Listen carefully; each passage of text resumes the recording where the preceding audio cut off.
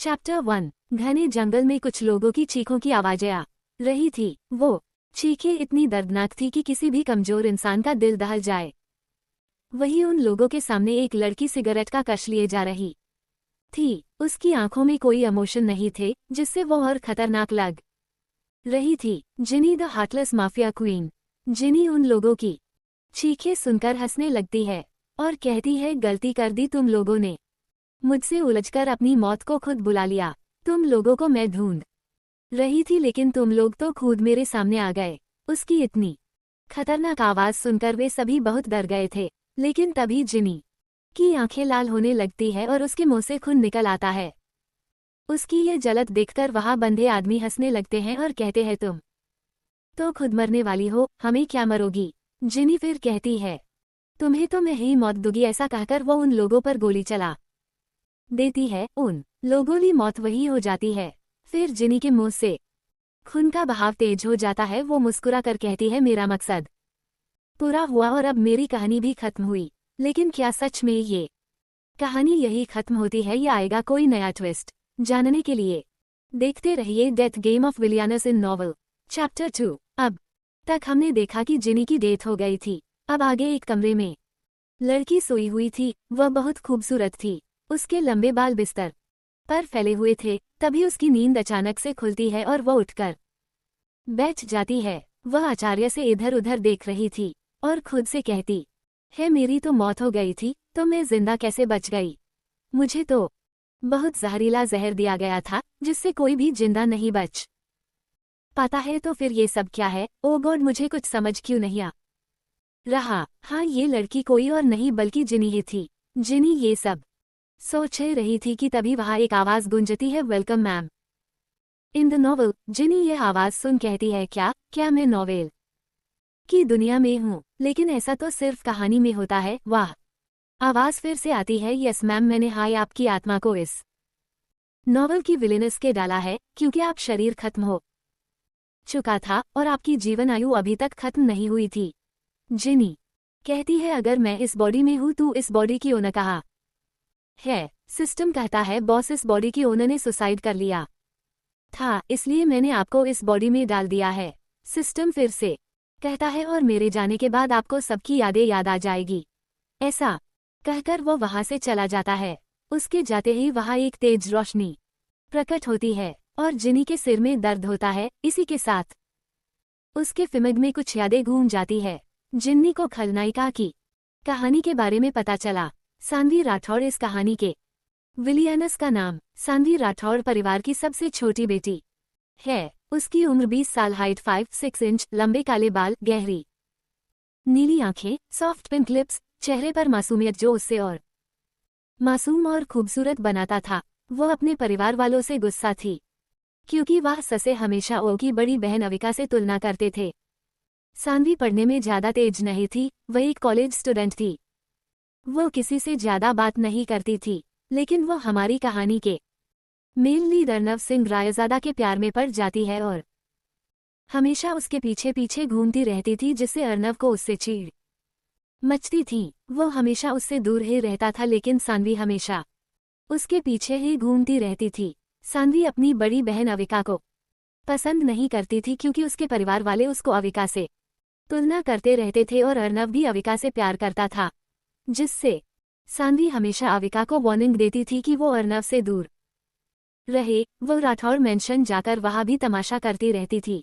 इसी तरह एक दिन अविका का किडनैप हो गया, जिससे उसका सारा इल्जाम सान्वी पर आ जाता है। वह सबको समझाती है कि उसने ऐसा कुछ नहीं किया, लेकिन कोई उस पर भरोसा नहीं करता, यहाँ तक कि उसके परिवार वाले भी उस पर भरोसा नहीं करते और अर्नव उससे जेल में डलवा देता है।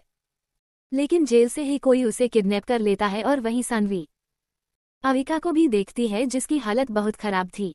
वह मिस्टीरियस इंसान सान्वी को मारने वाला था, लेकिन अविका सान्वी को बचा लेती है, लेकिन वो खुद मर जाती है। उस दिन सान्वी को अपनी गलती का एहसास होता है, लेकिन तब तक बहुत डर हो गई थी। अविका अब मर चुकी थी, जिसके गिल्ट से सान्वी अपनी जान खुद ले लेती है। लेकिन सान्वी मरने से पहले उस मिस्टीरियस इंसान के हाथों में एक स्टार का टैटू था। कुछ दिन बाद ये न्यूज़ फैल जाती है कि राठौड़ परिवार की छोटी बेटी ने अपनी बड़ी बहन को मार दिया और खुद जेल से भाग गई। राठौड़ परिवार में भी बम ब्लास्ट करवा दिया गया था, जिससे सभी मारे गए थे। अर्नब भी एरोप्लेन क्रैश में जान चली गई थी। इस तरह इस कहानी की ट्रैजिक एंडिंग हुई थी। थोड़ी देर बाद जिनी अपनी आंखें खोलती है और खुद से कहती है इस स्टोरी की एंडिंग कितनी बेकार थी, और उससे भी ज्यादा बेवकूफ तो इस नॉवेल की विलियनस थी। ये क्या है, हम ठीक है, छोड़ो, अब मैं इस स्टोरी को अपने हिसाब से चलाऊंगी। तभी वहां फिर से सिस्टम की आवाज आती है, बॉस आपको 3 टास्क मिल रहे हैं जो आपको पूरे करने होंगे। इस कहानी की हीरोइन को बचाना है, आपको हीरो और हीरोइन को मिलाना है और उस मिस्टीरियस इंसान को भी सबके सामने लाना है और उससे आपको हीरो और हीरोइन को बचाना है। अगर आपने ये टास्क पूरे कर लिए तो आपको रियल वर्ल्ड में जन्म लेने का दूसरा मौका मिलेगा। जिनी कहती है ठीक है, मैं हुए है सब तो कर लूँ, लेकिन हीरो हीरोइन को बचाना मतलब हीरो तो खुद एक माफिया किंग है, तो क्या वो खुद को और अपनी हीरोइन को बचा नहीं सकता? तभी जिनी को अचानक झटका लगता है। वो कहती है ये क्या था और मुझे झटका कैसे लगा? बॉस, अगर आप अपने मकसद से भटकेंगी तो आपको इसी तरह झटके लगेंगे।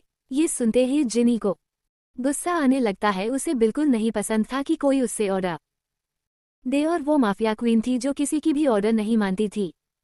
लेकिन वो अपना गुस्सा कंट्रोल करती है और कहती है ठीक है, मैं ये सब कर लूंगी, लेकिन मैं अपनी जिंदगी अपने हिसाब से जीऊंगी। सिस्टम कहता है बॉस, आप जैसे चाहे वैसे जी सकती है, लेकिन आपको ये तीनों टास्क को पूरा करना है। जिनी कहती है हाँ ठीक है, मैं ये लड़ लूंगी, अब तुम जाओ और ये जो तेज रोशनी है उससे खत्म करो, मुझे थोड़ा सा और सोना है। चैप्टर 3। अगली सुबह जिनी की नींद टूटती है। वो बहुत थकी हुई लग रही थी। वो उठते ही फ्रेश होने चली जाती है। 1 घंटे बाद जिनी वाशरूम से बाथरोब पहने निकलती है और कपबोर्ड पर कपड़े ढूंढने लगती है, लेकिन अपने कपड़ों के कलेक्शन देखकर उसे गुस्सा आने लगता है, क्योंकि वहां सिर्फ रेड, पिंक और ब्राइट ड्रेस थी जो अविका का फेवरेट कलर था। सान्वी यह सब इसलिए पहनती थी क्योंकि उसे लगता था कि अगर वो अविका के जैसे ड्रेसअप करेगी तो अर्नब उसे पसंद करेगा, लेकिन ऐसा कुछ भी नहीं होता। उल्टा सबको लगने लगा कि वो अविका की कॉपी कर रही है और उसे नीचा दिखाने की कोशिश कर रही है। जिनी उन कपड़ों को फेंक देती है और कोई डार्क कलर ढूंढने लगती है। बहुत ढूंढने के बाद उसे एक ड्रेस मिल जाता है। थोड़ी देर बाद जिनी वो ड्रेस पहनकर बाहर आती है। वह बहुत खूबसूरत लग रही थी। उसने ब्लू कलर की ड्रेस पहनी थी, बालों को खुला रखा था, उसे हाईबन से सिक्योर किया था जिससे उसके बेबी है उसके फेस पर आ रहे थे। उसकी नीली आंखें उसकी खूबसूरती को बढ़ा रही थी। मेकअप के नाम पर उसने काजल और लिप बाल्म लगाया था। वो आज सच में एक एंजल लग रही थी। जिनी तैयार होकर नीचे आती है। वो अपार्टमेंट में रहती थी। उसे बहुत भूख लगी थी। वो जल्दी से ब्रेड को रोस्ट करती है और 1 कप कॉफी बनाती है। ब्रेड में नटेला चॉकलेट लगाकर जल्दी से खाने लगती है। वो खा ही रही होती है कि तभी वहां सिस्टम की आवाज आती है, बॉस आप आज कॉलेज जा रही है तो आपको सभी कैरेक्टर्स के बारे में जान लेना चाहिए। वही अचानक से सिस्टम की आवाज सुन जिनी शॉक हो जाती है और कहती है तुम मुझे आराम से कह सकते हो, ऐसे अचानक से बोलने की क्या जरूरत है? सिस्टम कहता है सॉरी बॉस, माय मिस्टेक। फिर जिनी कहती है अच्छा ये सब छोड़ो और मुझे यहाँ के कैरेक्टर्स के बारे में बताओ। सिस्टम कहता है ओक बॉस, सो पहले आप अपनी फैमिली के बारे में जान लीजिए। राठौड़ फैमिली। विक्रांत राठौड़ ये यहाँ के हेड है। उम्र 69 साल। ये सबसे ज्यादा प्यार अपनी छोटी पोती सान्वी से करते हैं। इनकी पत्नी की मौत हो चुकी है। इनके 2 बेटे हैं। इनके बड़े बेटे हैं राजीव राठौड़, उम्र 50 साल। ये अपनी पत्नी और बच्चों से बहुत प्यार करते हैं, लेकिन ये सान्वी से ज्यादा मतलब नहीं रखते। मीरा राठौड़, उम्र 48 साल। ये भी अपनों परिवार से बहुत प्यार करती हैं। सबसे ज्यादा प्यार ये अविका से करती हैं और सान्वी को हमेशा गलत है समझती हैं। इनके 1 बेटा और 2 बेटी है। आदित्य राठौड़, राठौड़ कंपनी के CEO, उम्र 30 साल, हाइट 6'5" इंच। ये भी अपने परिवार से बहुत प्यार करते हैं। ये अपने सारे भाई बहनों में सबसे ज्यादा प्यार अविका से करते हैं, लेकिन इसका मतलब ये नहीं कि ये सान्वी को प्यार नहीं करते। ये उससे भी बहुत प्यार करते हैं, लेकिन इनको सान्वी का अर्नब के आगे पीछे घूमना नहीं पसंद, इसलिए ये उससे नाराज रहते हैं। यह और अर्नव बहुत अच्छे दोस्त हैं। अविका राठौड़ हमारी कहानी की फीमेल लीड, उम्र 25 साल, हाइट 5 इंच, बहुत खूबसूरत और दयालु हैं। इन्हें अपने परिवार से बहुत प्यार है। ये सानवी से भी प्यार करती हैं। ये पढ़ने में बहुत अच्छी और इंटेलिजेंट हैं और कॉलेज में भी सभी लड़के इनके दीवाने हैं। 48 साल, ये भी अपने परिवार से बहुत प्यार करती हैं। सबसे ज्यादा प्यार ये अविका से करती हैं और सानवी को हमेशा गलत है समझती हैं। इनके एक बेटा और 2 बेटी है। आदित्य राठौड़, राठौड़ कंपनी के सीईओ, उम्र 30 साल, हाइट 6'5" इंच। ये भी अपने परिवार से बहुत प्यार करते हैं। ये अपने सारे भाई बहनों में सबसे ज्यादा प्यार अविका से करते हैं, लेकिन इसका मतलब ये नहीं कि ये सानवी को प्यार नहीं करते। ये उससे भी बहुत प्यार करते हैं, लेकिन इनको सानवी का अर्नव के आगे पीछे घूमना नहीं पसंद, इसलिए ये उससे नाराज रहते हैं। यह और अर्नव बहुत अच्छे दोस्त हैं। अविका राठौड़ हमारी कहानी की फीमेल लीड, उम्र 25 साल, हाइट 5 इंच, बहुत खूबसूरत और दयालु हैं। इन्हें अपने परिवार से बहुत प्यार है। ये सानवी से भी प्यार करती हैं। ये पढ़ने में बहुत अच्छी और इंटेलिजेंट हैं और कॉलेज में भी सभी लड़के इनके दीवाने हैं। सानवी राठौड़ इस नोवेल की विलियनस यह है। राठौड़ परिवार की सबसे छोटी बेटी और ये बहुत खूबसूरत हैं। इनके अपने कुछ राज है जो हम आगे जानेंगे। इनके बारे में तो मैंने आपको सेकंड चैप्टर में ही बता दिया है। अब विक्रांत जी के छोटे बेटे की बात करते हैं, जिनका नाम अनुभव राठौड़, उम्र 49 साल। ये अपने परिवार से बहुत प्यार करते हैं और अविका तो इनकी लाडली है। सानवी से इन्हें ज्यादा लगाव नहीं है। इनकी पत्नी अनुसुया राठौड़, उम्र 46 साल, ये सभी से प्यार करती हैं, लेकिन सबसे ज्यादा प्यार ये सानवी और रक्षित से करती हैं। ये दोनों ही इनके दिल के टुकड़े हैं। इनके 2 बेटे हैं। शिवम राठौड़, ये इनके बड़े बेटे हैं। इनकी भी उम्र 30 साल है। ये आदित्य से 5 महीने छोटे हैं। Height 6'4" inch. ये भी अपने परिवार से बहुत प्यार करते हैं। सानवी से इनकी ज्यादा बात नहीं होती, लेकिन ये उससे प्यार करते हैं। रक्षित राठौड़, ये सानवी से 1 साल बड़े हैं और बाकी सबसे छोटे हैं। उम्र 21 साल, हाइट 6 फीट। ये बहुत चुलबुले और मस्त मगन हैं। इनकी लाडली बहन है सानवी। ये उससे बहुत ज्यादा प्यार करते हैं। ये भी कॉलेज स्टूडेंट है। अब बात करते हैं रायजादा परिवार के बारे में। श्रीकांत सिंह रायजादा, ये रायजादा परिवार के हेड है। इनकी उम्र 73 साल। ये अपने परिवार और अपनी पत्नी से बहुत प्यार करते हैं। इनकी पत्नी कुसुम रायजादा, ये भी अपने परिवार से बहुत प्यार करती है। उम्र 71 साल। इन दोनों को सानवी भी प्यारी और अच्छी लगती है।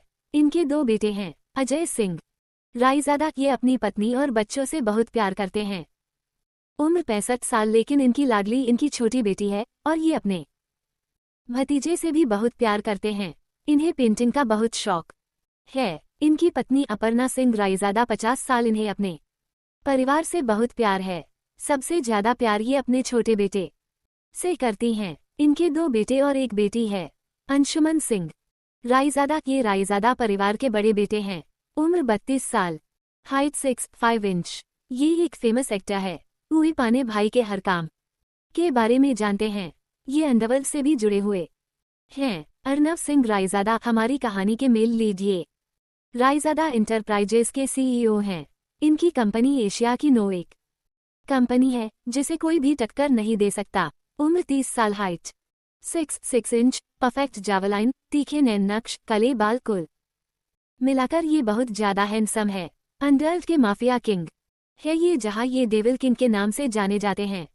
वो बहुत रुड और अर्गेंट है। इनका गुस्सा काफी खतरनाक है, जिससे सभी डरते हैं और सानवी से इन्हें चिढ़ मचती है क्योंकि वो हमेशा इनके आगे पीछे घूमती रहती है।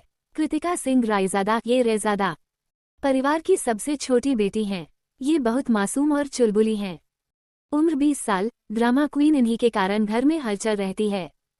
ये भी काफी खूबसूरत हैं। इन्हें सानवी भी अच्छी लगती है, लेकिन ये अपने घर में सिर्फ अर्नव के गुस्से से ही डरती हैं। अर्नव भी इसे बहुत प्यार करता है। अब आते हैं श्रीकांत जी के छोटे बेटे में, विजय सिंह रायजादा। ये अपने परिवार से बहुत प्यार करते हैं और अपने भाई की भी बहुत इज्जत करते हैं। उम्र 63 साल में अपनी भतीजी कृतिका से बहुत प्यार करते हैं। इनकी पत्नी आरती सिंह रायज़ादा ये भी अपने परिवार से बहुत प्यार करती है और अर्नव से तो बहुत ही ज्यादा। इनकी एक बेटा है अंश सिंह रायज़ादा, इनकी उम्र 22 साल है, हाइट 6'2" इप। ये भी बहुत चुलबुले और नटखट है। ये कृतिका मिलके हमेशा कुछ ना कुछ करते ही रहते हैं। ये अपने ताऊजी लाडले हैं। इन्हें भी अर्नव के गुस्से से बहुत डर लगता है। जिनी इन सब के बारे में सुनकर कहती है, हाँ ठीक है, मैं समझ गई मुझे किसके साथ रहना है और किससे दूर। तो अब तुम जाओ, आज मैं आराम करूंगी। ऐसा कहकर वो जाने वाली होती है तभी सिस्टम की आवाज आती है, नहीं बांस, आज आपको कॉलेज जाना है, इसलिए आप कॉलेज जाइए और आपको आज से अपना टास्क शुरू कर देना चाहिए। जिनी सिस्टम से गुस्सा होते हुए कहती है, ये जो तुम मुझ पर ऑर्डर चला रहे हो ना, अगर मेरे बस में होता तो मैं तुम्हें मार डालती। सिस्टम कहता है, सॉरी बॉस, लेकिन आपको जाना होगा। जिनी कहती है, हाँ ठीक है, मैं जा रही हूँ। सिस्टम फिर से कहता है, बांस, ये याद रखिएगा कि आज से आप जिनी नहीं सानवी है। जिनी कहती है, हाँ ठीक है, मुझे याद है, अब मैं जा रही हूँ। बी ऐसा कहकर जिनी घर से निकल जाती है।